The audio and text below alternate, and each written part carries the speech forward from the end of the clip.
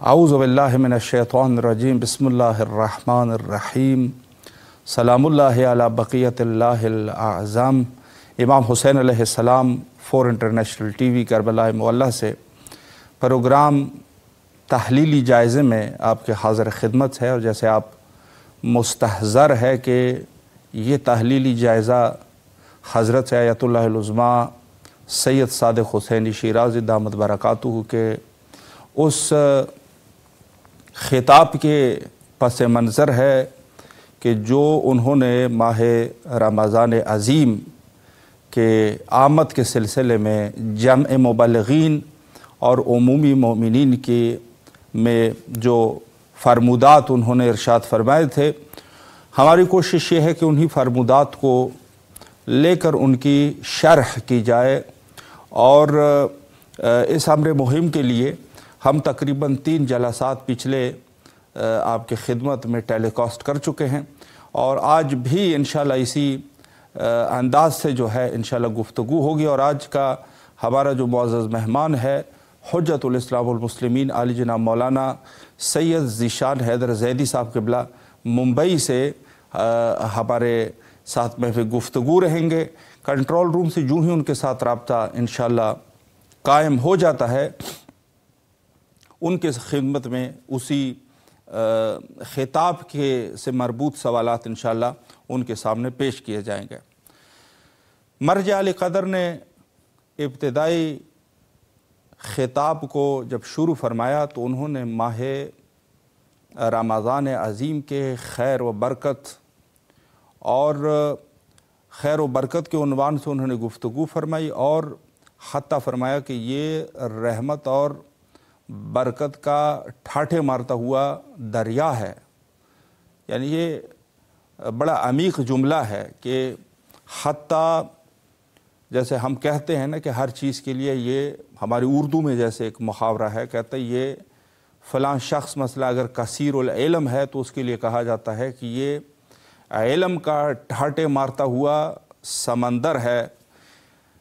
لیکن انہوں نے یہ لفظ جو ہے وہ خود ماہ رمضان عظیم کے لیے استعمال فرمایا کہ حتیٰ رحمات اور برکات کے ٹھاٹھے مارتا ہوا سمندر ہے،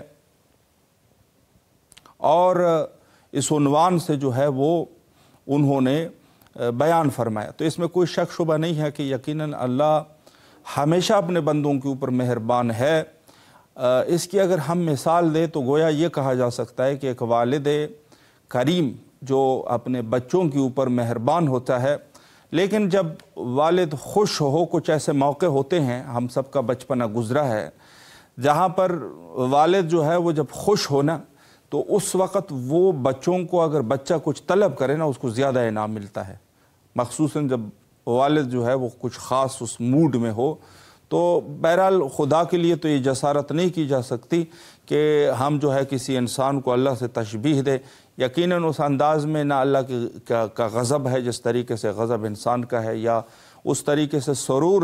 البتہ قرآن مجید میں جو اس کے سرور اور غضب کا استعمال ہے، یہ فقط ادراک فہمی کے لیے ہے کہ انسان اس کو کم از کم درک کر سکے، وگرنہ اللہ سبحانہ و تعالی اذہان و ادراکات سے بالاتر ہے۔ اور بہرحال اس عنوان سے کہ خود یہ ماہ جو ہے وہ اس قدر عظیم ماہ ہے کہ اللہ سارا سال مہربان ہے، لیکن اس ماہ میں اللہ کی مہربانیاں جو ہے وہ زیادہ ہے۔ اور یہ کہا جا سکتا ہے عمومی الفاظ میں کہ وہ پیکیجز جو ہم آج کے اس عمومی زبان میں اگر ہم استعمال اس اعتبار سے کہیں تو پیکیجز ہوتے ہیں، مثلا فلاں چیز جو ہے اس کے پیکیجز آ چکے ہیں، یہ اب سستا دینے لگ گئے ہیں، یا اس کو آپ زیادہ خرید سکتے ہیں کم پیسوں میں۔ تو یہاں پر یہ کہا جا سکتا ہے کہ حتیٰ ماہ رمضان عظیم، جہاں انہوں نے جو خود مرجع علی قدر حضرت آیت اللہ العظمیٰ سید صادق حسینی شیرازی دامت برکاتہ نے خود خطبہ شعبانیہ کی طرف اشارہ فرمایا کہ جہاں پر ایک جملہ ہے وہ یہ ہے کہ حتیٰ اس میں جو فرض اعمال ہے، اس فرض اعمال کا ثواب اتنا زیادہ ہے جیسے گویا دوسرے مہینوں میں، ماہ شعبان میں، ماہ ذی القعدہ میں مثلاً ایک شخص نے جو ہے 70 دفعہ وہ انجام دیا ہو، ماہ رمضان میں ایک دفعہ انجام دینا اس قدر زیادہ ثواب ہے۔ مثلا اگر نماز صبح انسان پڑھ لے اور نماز صبح کو اس کا ثواب جو ہے وہ اس قدر ہے کہ گویا دوسرے مہینے دوسرے شہور میں اس نے 70 دفعہ جو ہے وہ نماز پڑھی ہو، مثلا یہ اندازہ کیا جا سکتا ہے۔ یعنی یہ کہا جا سکتا ہے کہ ایک عمل خیر کا ثواب جو ہے وہ 70 گنا کے برابر ہے۔ یہ ماہ رمضان عظیم کے برکات اور اس مہینے کے برکات اور اشراف میں سے ہے۔ یعنی اللہ سبحانہ و تعالی نے یہ چیزیں عام فہمی ایسے پیکج رکھے ہیں کہ جہاں پر انسان جو ہے اس کے لیے اجر خدا کا قرب حاصل کرنا آسان ہے۔ بدبخت ترین وہ شخص ہے کہ ماہ رمضان ختم ہو جائے اور اس کے ہاتھ میں کچھ بھی نہ آ جائے، کوئی تبدیلی ہی اس میں نہ آ جائے۔ یہ بدبخت ترین شخص یہی ہے، چونکہ اللہ سبحانہ و تعالی نے جو خود ماہ رمضان عظیم ہے فرمایا لعلکم تتقون، فرمایا کہ ہو سکتا ہے کہ آپ لوگ صاحبان تقوی ہو جاؤ۔ تو یہ جو ہے وہ مہینہ ہے، وہ عظمت کا مہینہ ہے، شرف کا مہینہ ہے، اور یہ کہا جا سکتا ہے کہ عالم اسلام کی جو ہے جو بنا ہے اس میں سے ایک جو ہے وہ روزہ ہے۔ بنی الاسلام علی خمسہ، 5 چیزوں پر اسلام کی بنیاد ہے، اس میں سے نماز، روزہ، حج اور زکوٰۃ ہے، انفاق ہے، اور 5ویں جو ہے وہ اہل البیت علیہم السلام کی ولایت ہے کہ جو در حقیقت یہ ولایت اللہ ہے، خدا کی ولایت ہے۔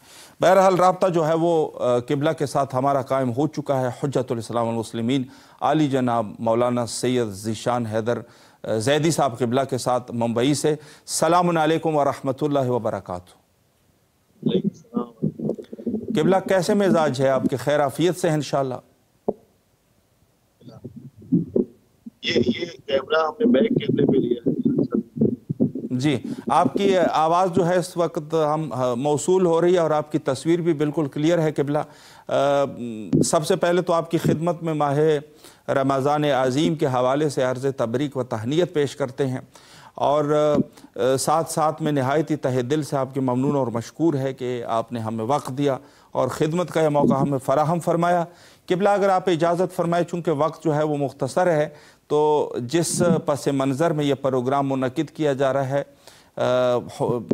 حضرت آیت اللہ العظمیٰ سید صادق حسینی شیرازی دامت برکاتہ کے ان خطاب کے حوالے سے، تو پہلا سوال میں یہیں سے شروع کرنا چاہوں گا کہ خود مرجع علی قدر کے ماہ رمضان کو انہوں نے خیر اور برکت کا دریا سے تعبیر کیا ہے، تو یہ خیر اور برکت سے کیا مراد ہے، اس پر قبلہ اگر ایک وضاحت فرمائیں۔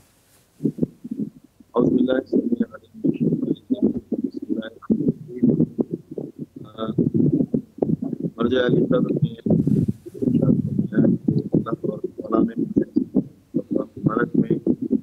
اس ماہ مبارک رمضان کو رحمت و برکت کا سمندر بنا، جی، یعنی سب سے بڑی بات یہ ہے کہ ماہ مبارک رمضان میں قلم میں بہت ساری ایسی چیزیں ہیں، بہت ساری فوائد اور انسانی فائدے کے لیے ہیں، جیسے جہنم کے دروازے اللہ پر۔ دوسرا،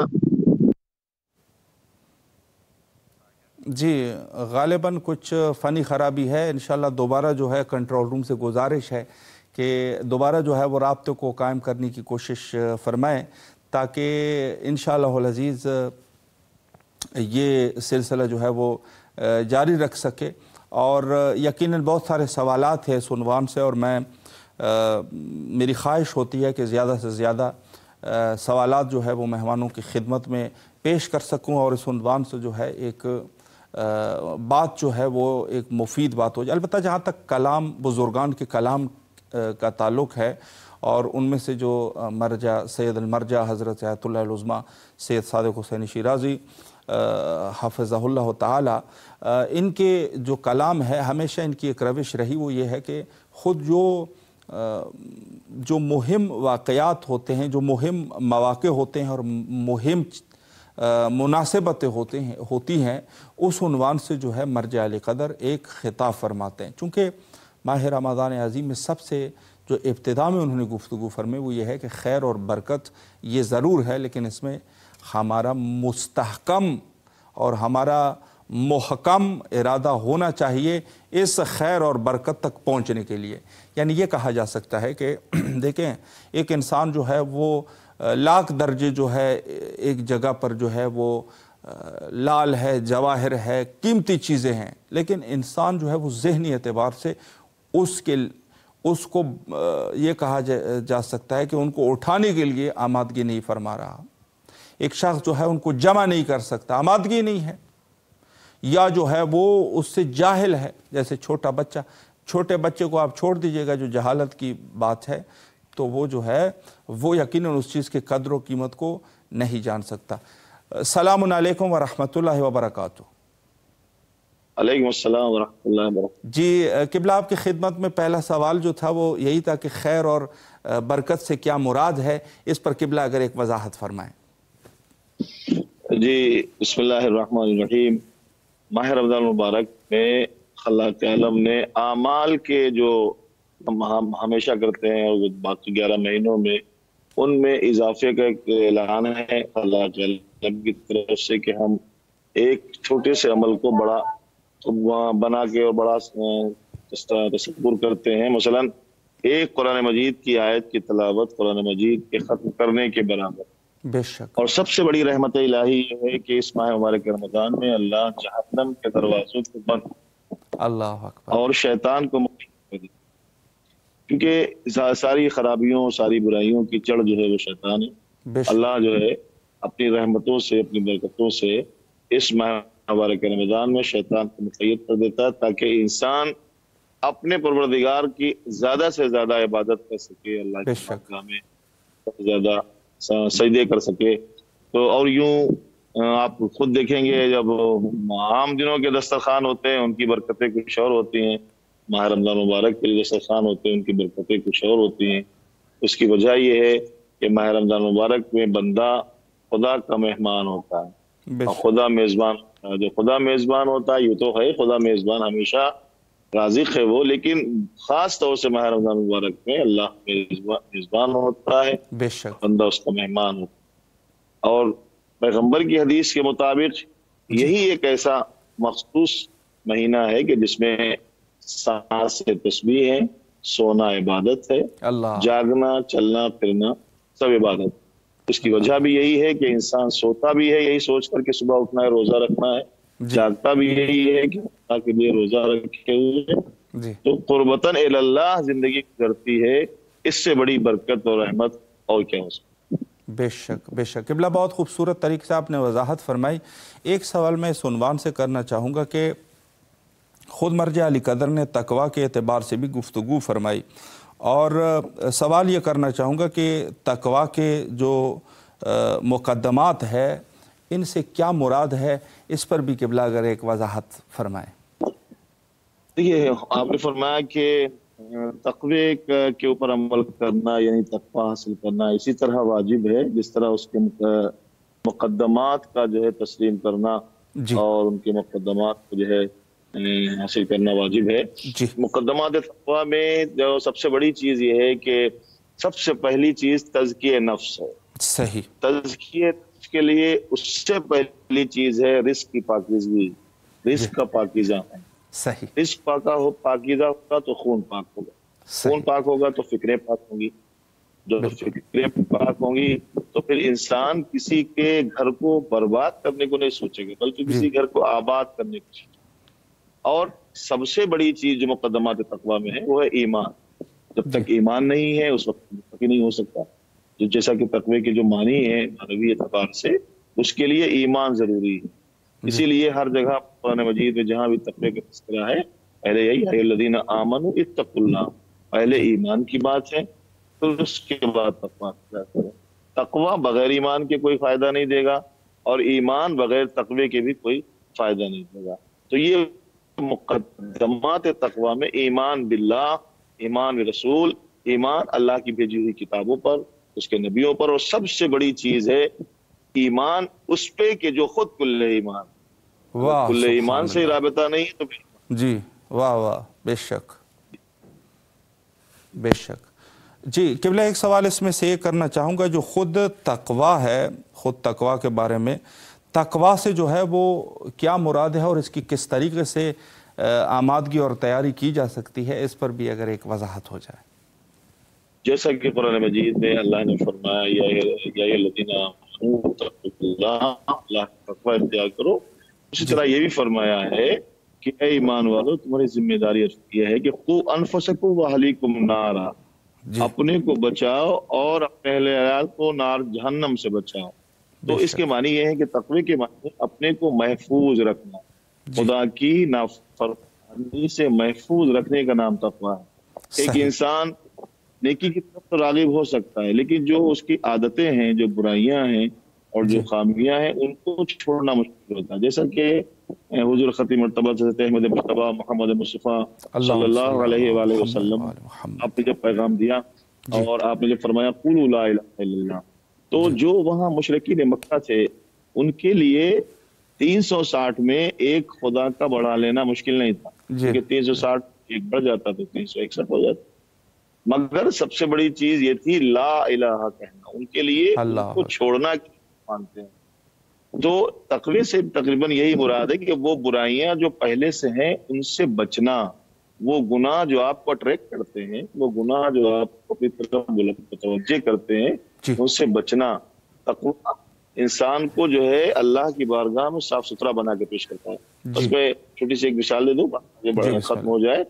جناب متقیان غالب علی کل غالب علی بن ابی طالب علیہ السلام، اللہم صلی علی محمد وعلی محمد، آپ کے جو شاگرد جناب عبداللہ ابن عباس سے کسی نے پوچھا تھا تقوی کسے کہتے ہیں، عبداللہ ابن عباس نے فرمایا کہ جو قرآن میں تقوی ہے اور ہم نے جو محسوس کیا ہے، تو ہماری نظر میں تقوی ایسا ہے جیسے خاردار راستے سے انسان گزر جائے، راستہ رکنے نہ پائے، کانٹا چبھنے نہ پائے اور انسان نکل جائے۔ اللہ اکبر۔ تو اس نے کہا اتنی سخت منزل ہے کہ راستہ کانٹے والا ہو اور انسان گزر بھی جائے اور کانٹا بھی نہ چبھے، یہ تو ہو نہیں سکتا ہے۔ تو پریشان ہو کے واپس آیا تو مولا سے ملاقات، مولا نے پوچھا کیا بات ہے؟ کہ ابن عباس کے پاس گئے تھے، ہم نے پوچھا تقوی کسے کہتے تو انہوں نے یہ تعریف کی ہے۔ امام نے فرمایا کہ یہی تعریف ہے تقوی کی، کہ خاردار راستے انسان گزر جائے، راستہ رکنے نہ پائے، کانٹا چبھنے نہ پائے، مگر یہ تمہارے لیے نہیں ہے، یہ منزل ہم اہل بیت کے لیے، اللہ اکبر، اللہ اکبر، ہم اہل بیت کے لیے ہے۔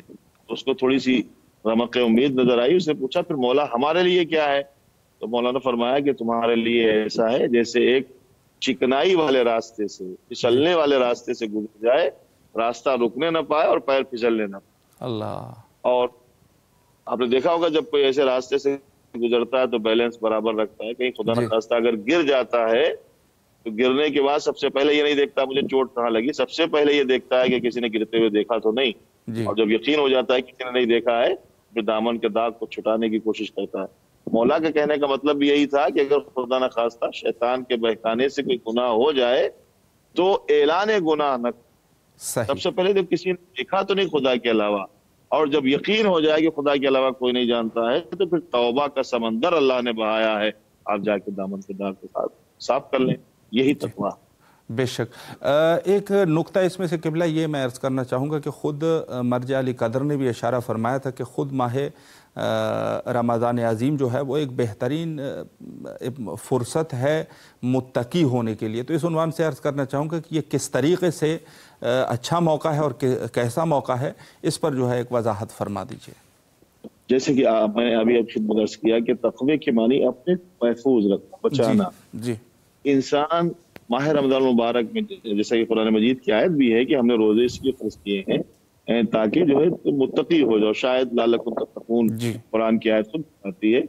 تو اپنے کو بچانا یعنی مطلب یہ ہے کہ جب انسان اللہ کی مرضی کے لیے ایک دن بھر وہ چیزیں جو اس کے لیے جائز ہیں، وہ چیزیں جو اس کے لیے اللہ نے حلال کی ہیں، ان سے اپنے کو بچا سکتا ہے، تو پھر 11 مہینے تک اپنے کو حرام سے کیوں نہیں بچا سکتا؟ اللہ یہ جو ماہ رمضان مبارک میں روزہ ایک پریکٹس ہے کہ انسان اپنے نفس کیسے محفوظ رکھ سکتا ہے، کس طرح سے اپنے آپ کو بچا سکتا ہے۔ جیسا کہ ہوتا ہے صبح سے لے کے شام تک انسان بہت ساری ایسی چیزیں کہ جی چاہتا ہے کہ پانی پیے، جی چاہتا ہے کھانا کھائے، موجود ہونے کے باوجود اللہ کی خوشنودی کے لیے اور اس کی بارگاہ میں جو ہے خوشنودی الہی حاصل کرنے کے لیے اور روزہ رکھے ہوئے نہیں کرتا اور نہیں اس کو استعمال کرتا ہے۔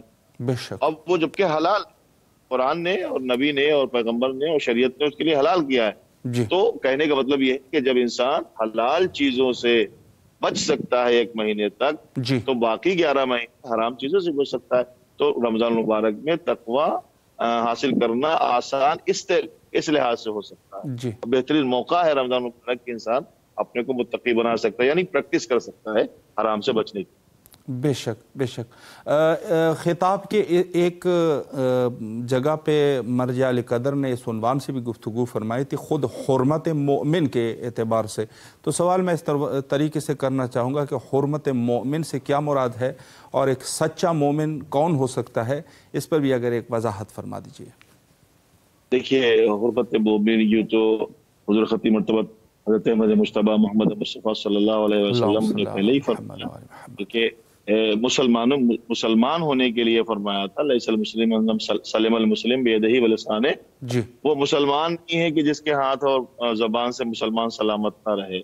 تو حرمت مومن اللہ کے نزدیک، جیسا کہ امام جعفر صادق علیہ السلام کی حدیث آغا نے کوٹ کی تھی کہ امام علیہ السلام کی نظر میں حرمت کعبہ کی طرح صحیح، آپ اللہ اکبر۔ سمجھیے اللہ کی نظر میں مومن کی اتنی اہمیت ہے۔ دیکھیے ایک بہت اہم مسئلہ ہے، اسی طرح میں متوجہ کرتا ہوں۔ جی ایک نماز جماعت ہو رہی ہے، نماز جماعت میں جب بہت سارے لوگ کھڑے ہوئے صفوں میں نماز پڑھ رہے ہیں، امام جماعت نماز پڑھا رہا ہے، جی 100-200 لوگ کھڑے ہوئے نماز پڑھ رہے ہیں اور اللہ کے لیے عبادت ہو رہی ہے۔ رکوع میں جب امام پہنچے تو پیچھے سے ایک مومن نے کہا یا اللہ مثلاً ان اللہ مع الصابرین، یہ کوئی اشارہ دیا کہ ہم بھی شامل ہونا چاہتے جی ہیں۔ اب حکم ہے شرعی کہ آپ رکے رہیے تاکہ وہ شامل ہو جائے۔ پوچھا کہ کتنی دیر رکے رہیں؟ کہا جتنی دیر اس سے پہلے آپ نے ذکر کیا ہے اتنی دیر اور ذکر کریں اس مومن۔ یعنی اللہ کے نظر میں مومن کی اہمیت یہ ہے کہ پوری جماعت کو روکنا کہ ایک انسان وہ بھی آ رہا ہے وہ شامل ہو جائے۔ تو اب اگر انسان کو حرمت مومن کو پامال کرتا ہے، جس طرح سے اللہ نے حرمت مومن کی لحاظ رکھنے پر خوشنودی ظاہر کی ہے اور اپنے رضا ظاہر کی ہے، وہی اس کے لیے عذاب بھی ہے۔ ایک مومن اللہ کی نظر میں بہت اہمیت رکھتا ہے، اور مومن کہتے ہی ہیں کہ جس کا رابطہ کل ایمان سے ہے۔ اور ہم یہ بہت یقین کے ساتھ کہہ سکتے ہیں کہ اگر انسان آپ ایک جگہ پہ موجود ہیں، اگر وضو کرنا چاہتے ہیں، جس نل سے پانی آ رہا ہے وہ نل اگر اصل منبع سے جڑا ہوا نہیں ہے تو اس میں پانی نہیں آئے گا۔ اگر کوئی مومن اپنے کو کہتا ہے اور کل ایمان سے اس کا رابطہ نہیں ہے تو وہ بے شک بے شک کل ایمان سے ہے، جو کل ایمان کا ذکر بھی کرتا ہے، اسے محبت بھی کرتا ہے، اسے معدت بھی رکھتا ہے۔ اور کل ایمان پیغمبر کی حدیث کے مطابق مولا متقیان سبحان اللہ، علی بن طالب۔ بے شک بے شک۔ قبلہ اس چونکہ ہمارے پاس کچھ ٹائم ہے، میں ایک حدیث حضرت آغا نے ایک حدیث کو تلاوت فرمایا تھا کہ مرارت الدنیا حلاوت الآخرہ، یعنی جو کڑواہٹ ہے دنیا کی وہ آخرت کی مٹھاس ہے۔ اس حدیث پر قبلہ آپ کیا شرح فرمائیں گے؟ جی بہت اچھی بات ہے، بہت خوبصورت بات ہے، ساری باتیں خوبصورت ہے۔ یہ بہت اہم چیز ہے۔ مولا متقیان کے قول کے مطابق بھی جیسا کہ آپ نے فرمایا کہ یہاں کی جو زحمتیں ہیں جن کو آپ زحمت سمجھ رہے ہیں، یہ اگر آپ دیکھیں اس نظر سے کہ آخرت کی نظر ہے تو یہ رحمتیں ہیں۔ اور مولا کا وہ قول ہے کہ گناہ کی لذت ختم ہو جاتی ہے مگر زحمت باقی رہتی ہے، اللہ اکبر، اور نیکی کی زحمت ختم ہو جاتی ہے مگر لذت باقی رہتی ہے۔ اگر کوئی کام نیک کام کر رہا ہے تو پھر اچھا کر رہا ہے تو اس کی جو سختیاں ہیں، جس کو ہم کڑواہٹ کہہ لیں، سختیاں ہیں، جھوٹ بولنے کے بچنے کے لیے سچ بولنا ایک کڑوا ہوتا ہے، یا صبح کے وقت نماز کے لیے اٹھنا، یا شب میں نماز شب کے لیے اٹھنا، سردیوں کے وقت نماز صبح پڑھنا، یہ سب بڑی کڑواہٹیں ہیں دنیا کی۔ لیکن جب اس کو آخرت کی نظر سے دیکھا جاتا ہے تو آخرت کی بڑی شیرینی ہے۔ جناب پانچ امام باقر علیہ السلام حدیث بھی ہے، آپ فرماتے ہیں کہ جب انسان قیامت میں اپنی چھوٹی چھوٹی سی امیدوں کو جو پوری نہ ہوئی، جو وہ کڑواہٹ سمجھ رہا تھا دنیا کی، उनका बदला मिलेगा। तो उस का परवरदिगार है, काश दुनिया में मेरी कोई दुआ कबूल न हुई होती ताकि आज मुझे इतनी बेहतरीन उसकी जजा मिली। तो जो दुनिया की कड़वाहटें हमें दिखाई देती हैं वो आखिरत की शीरीनी इस लिहाज से है कि हम यहाँ जिस नजरिए से देखते हैं वो नजरिया कड़वाहट का है, लेकिन उस नजरिए से अगर देखें जो महशर का नजरिया है जहाँ एक एक तिनके का सवाब मिलने वाला, एक तिनके का, जैसा कि इमाम हुसैन सलाम की रवायत है कि एक शख्स ने फर्श बिछाया उसको मिला, एक शख्स ने तबर्रुक बांटा उसको मिला, एक ने मजलिस पढ़ी उसको मिला, एक ने आंसू बहाए उसको अजर मिला, एक जो है फर्श अज़ा पर बैठा उसको मिला। जब सबको मिल गया तो क़यामत में पूछा जाएगा कोई रह गया, तो फरिश्ते कहेंगे नहीं सबको मिल गया। तो अल्लाह कहेगा एक औरत है कि जिसने सिर्फ तबर्रुक को गर्म करने के लिए एक माचिस की तीली जलाई थी, अभी उसको भी अजर। अल्लाह अकबर, अल्लाह अकबर। जब इतनी छोटी छोटी चीजों पे अजर मिलने वाला है तो ये जो दुनिया की कड़वाहट है वो आखिरत की शीरीन तो है। हमें लगता है कि हम उठे सुबह को नींद को कुर्बान किया है, लेकिन हमें क्या पता है इस नींद का अजर हमें क्या। इसीलिए इमाम ने उस तरफ मुतवज्जे किया है कि दुनिया की कड़वाहट आखिरत की शीरीनी है, ताकि इंसान उस नजरिए से देखे कि महशर में खड़ा होकर उसका क्या हमें मिलने वाला। जी बेशक बेशक। क़िबला अल्लाह आपके तौफ़ीक़ात खैर में इजाफ़ा फ़रमाए। दिल तो करता है कि सवालात इसी तरीके से आपकी खिदमत में पेश करते जाए और जवाबात आपसे मौसूल करते जाए, लेकिन दामन वक्त में मज़ीद गुंजाइश नहीं है। और बंदे हकीर और इमाम हुसैन इस्लाम मीडिया ग्रुप तहे दिल से आपके ममनून और मशकूर है कि आप तशरीफ़ लाए और नहायत ही मुहिम नुकात पे आपने क़िबला इरशाद फरमाया और बहुत ही वजाहत खूबसूरत तरीके से फरमाई। शुक्रगुज़ार है आपके, आपसे इल्तिमास से दुआ करते हैं और करबला मौला में यकीनन आपकी तरफ से नायब ज़ियारा और दुआ गो है। शुक्रिया क़िबला। फ़ी अमान अल्लाह। अल्लाह हाफ़िज़, अल्लाह हाफ़िज़। जी बहुत ही खूबसूरत गुफ्तगू आप समात फरमा रहे थे। हुज्जतुल इस्लाम वल मुस्लिमीन आली जनाब मौलाना सैयद ज़ीशान हैदर ज़ैदी साहब क़िबला से उन्होंने जो गुफ्तगू फरमाई इस उन्वान से यकीनन नहायत ही मुफीद गुफ्तगू और नहायत ही यकीनन हम लोगों की ज़िम्मेदारी है कि इन नुकात पर जो है वो सोच फ़िक्र तदब्बर और तफक्कर को कायम कर सके। आखिर में हुज्जत खुदा के ज़हूर के लिए मिल के दुआ करते हैं, अल्लाहुम्मा अज्जिल लिवलिय्यकल फ़रज।